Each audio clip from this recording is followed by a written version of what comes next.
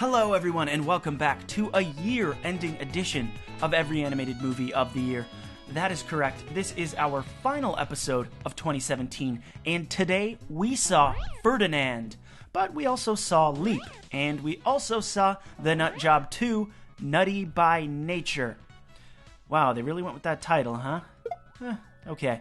I decided to nestle sort of mini reviews for the latter two films at the end of this video instead of making a whole video for them since, well, they came out quite a long time ago. So stick around to the end of the video to catch those two reviews and the final listing for this year. Some slight tweaks have been made and it's been a very peculiar year of films, so definitely some fun stuff ahead. But for now, let's talk Ferdinand. So Ferdinand comes to us from the folks over at Blue Sky Studios, based on the beloved children's book of the same name. And apparently, according to my grandma, I read that book, but gotta say, I don't remember it whatsoever. For those unfamiliar, Ferdinand is a real simple concept of a young bull who is born on a ranch where bulls are raised to fight against the matadors. Ferdinand, however, shies away from violence and would prefer instead to just sit and smell the flowers.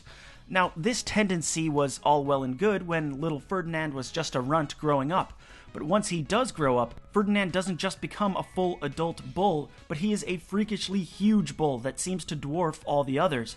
And as you can imagine, this puts the gentle, well-meaning leading character in quite a tough spot, as the matadors always want to fight the biggest and baddest bull. So, Ferdinand is a very strange case in this every animated movie of the year experiment. Upon seeing trailers, I think it became clear to most that this was going to be your run-of-the-mill, be yourself, you're more than what is expected of you, follow your heart kind of story. And guess what? It pretty much is. But I'll be damned if there weren't some curveballs in there that never occurred to me, both good and bad. So what did I think of this thing? Well, Ferdinand, for me, was so close to being a top-tier movie. There are parts that are seriously intense, and with massive potential for character growth and huge impact on the story.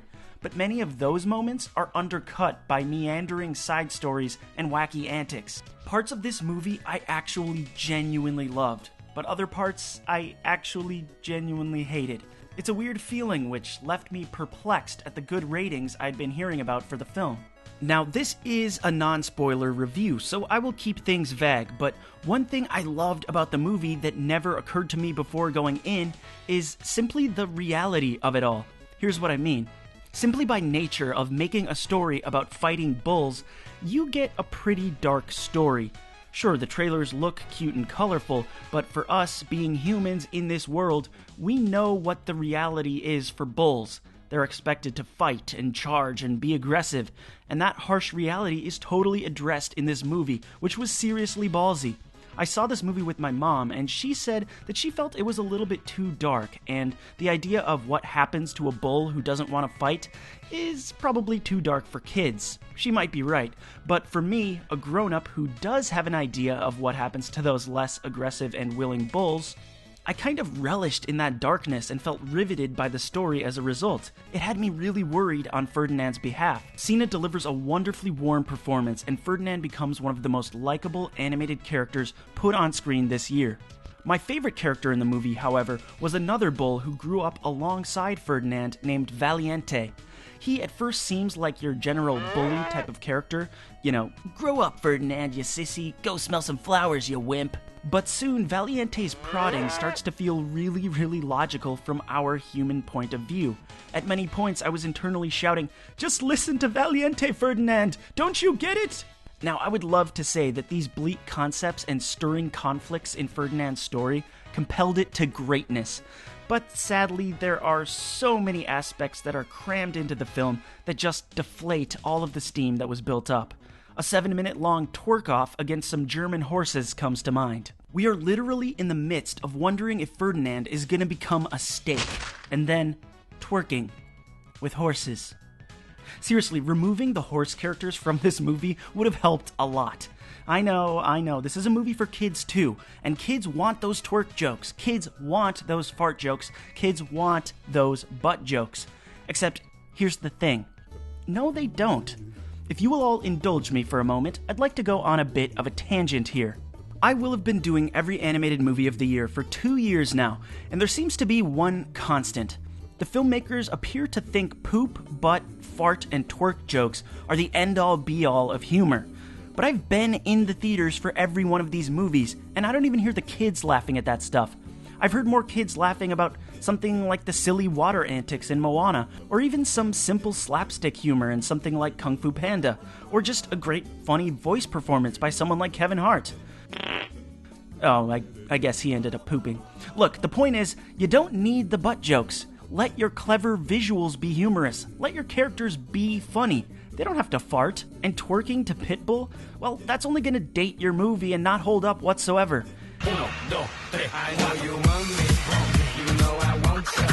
And I should say generally Pixar and Disney have strayed from doing this, but even they have been guilty.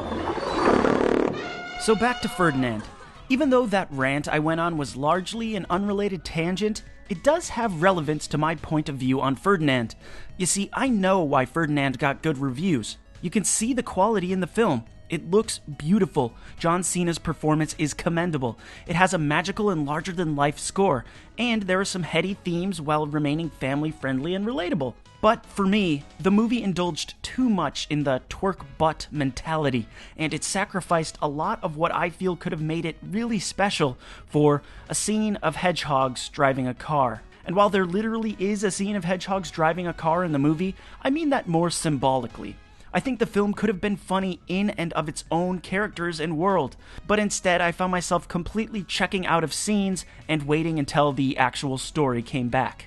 Now, as for the rating, that will come at the very end of the video, along with the ratings for Leap and Nutjob 2, and my review for those two guys are just around the corner.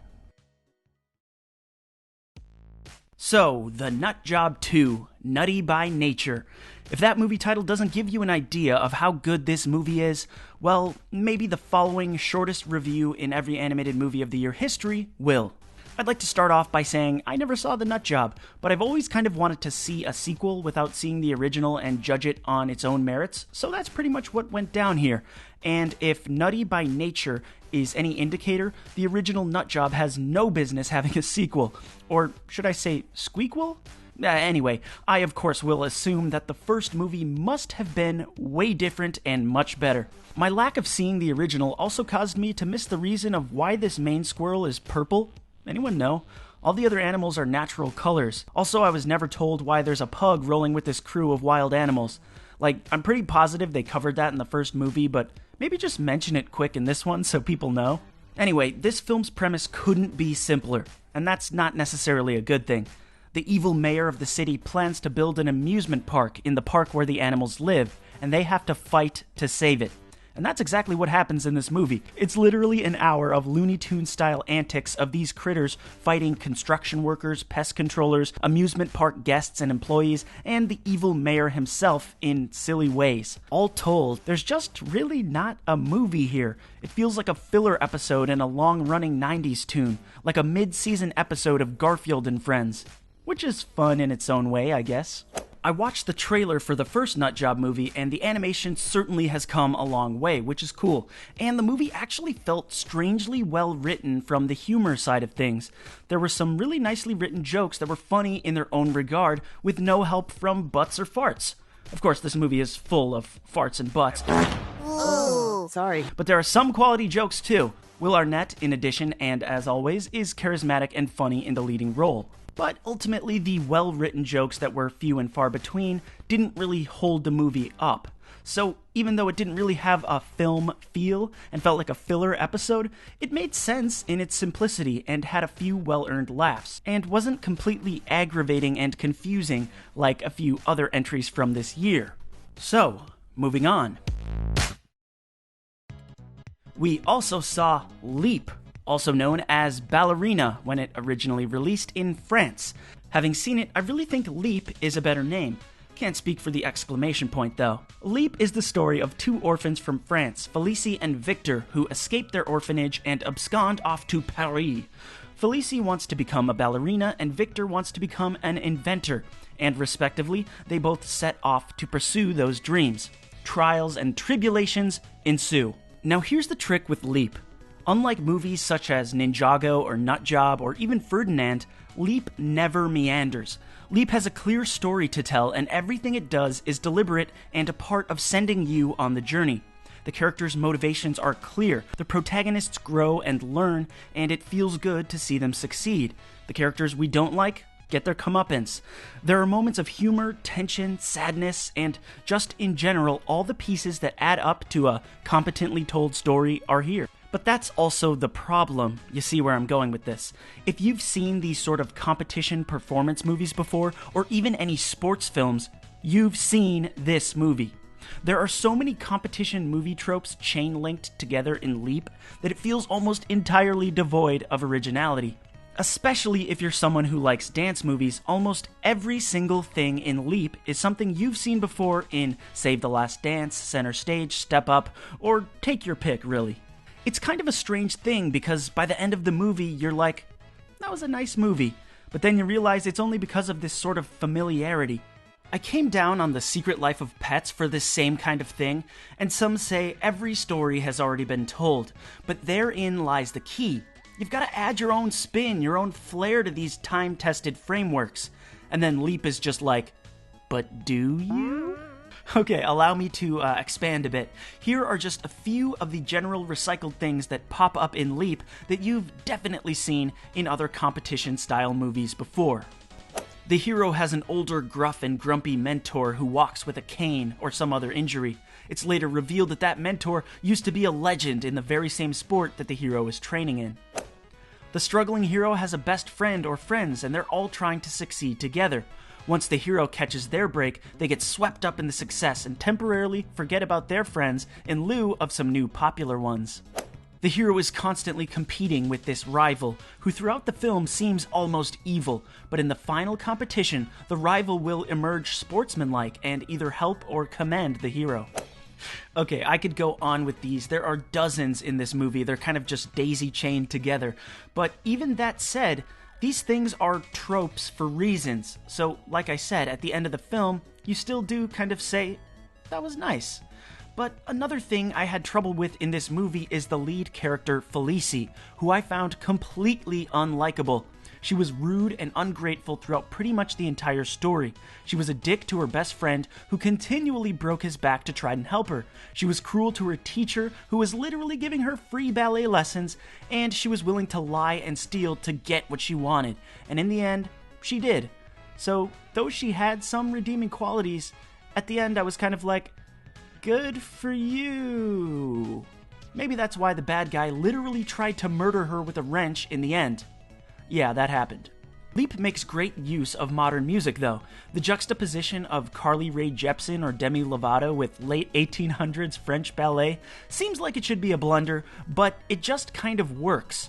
As I mentioned in my Cars 3 review, I just love a good sports movie. The training montages, the competition, the lesson learning, and that's all here in Leap. And I think it'd still be worth a watch, especially if you're a dancer. But because it really doesn't do too much new or feel particularly inspired, I can't chuck it too high up the list. But still, there are far more painful movies from this year that you could be watching. So with that, let's throw to the list, which is in fact our final list of the year, where we saw a whopping 15 flicks. We've got Ferdinand stampeding in at the number 6 spot, which kind of bums me out because it was so close to being amazing for me. Of course, Leap coming in at number 9, and Nutjob 2, Nutty by Nature, at 12. Also, you will notice I dispensed with my waffling and decided to lock in the MLP movie instead of a subjective and objective slot, because me, as an MLP fan, really f***ing enjoyed that thing. And of course, we have Coco as the best animated film from this year. Just a force of a movie. First time I've ever cried in a movie theater in my entire life. Please check it out if you haven't. So, that wraps up this year, and man, oh man, it has been, not gonna lie, kind of a brutal one. As I look back over the list, it kind of stuns me. There were only actually 3 movies this year that I really liked, and the rest are probably films that I will never watch again, and generally have already forgotten. But it's onward and upward, gang, on to 2018. So, what have we got in store? Incredibles 2, Madagascar 4, Wreck-It Ralph 2, Hotel Transylvania 3, Romeo and Juliet 2. Basically a bunch of sequels. How exciting. But one way or another, we will be here to review them. And I will indeed see you guys then, when we return with every animated movie of the year. Thank you so much for watching in 2017, and I hope to see you back. Excuse me. Oh, Mankini, that is just... Are you done?